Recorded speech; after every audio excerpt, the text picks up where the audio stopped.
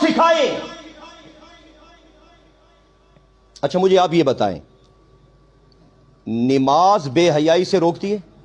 بولو شاباش۔ برائی سے منع کرتی ہے؟ آپ نے کبھی نہیں دیکھا کہ نماز پڑھنے والا بندہ برائی کر رہا ہو؟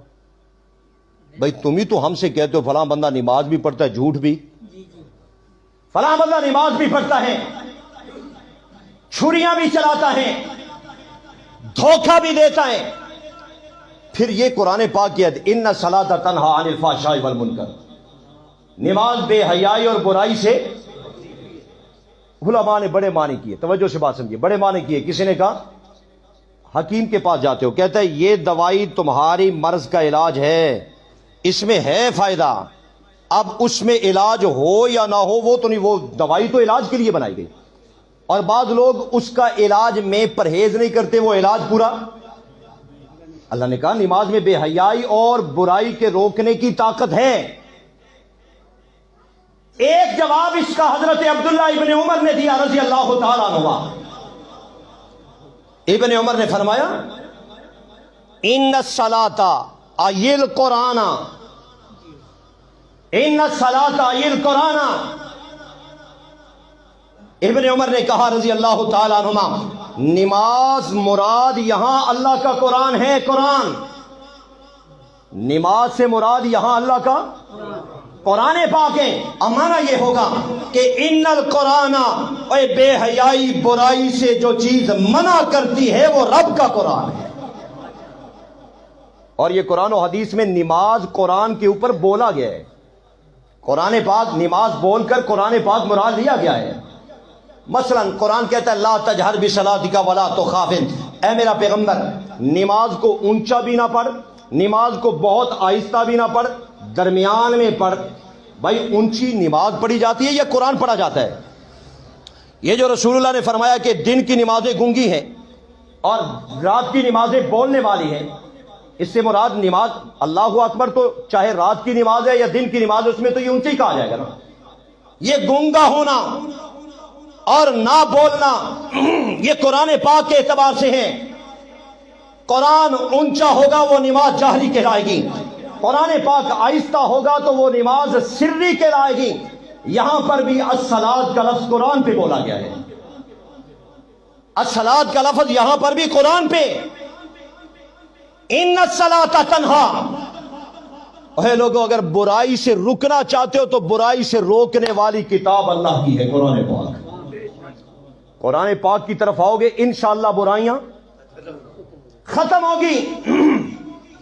مالٹا کی جیل سے حضرت شیخ الہند نے یہ پیغام دیا، انہوں نے کہا کہ میں جب مالٹا کی جیل میں گیا ہوں، میں نے وہاں چور، اچکے، ڈاکو، زانی، قاتل وہاں یہ لوگ پائے، لیکن لوگوں جب میں وہاں پہنچا میں نے اللہ کا قرآن ان زانی اور چوروں کو پڑھایا، کہنے لگے کہ اب اللہ کی قسم مالٹا کی جیل میں اللہ کے اولیاء رہتے ہیں۔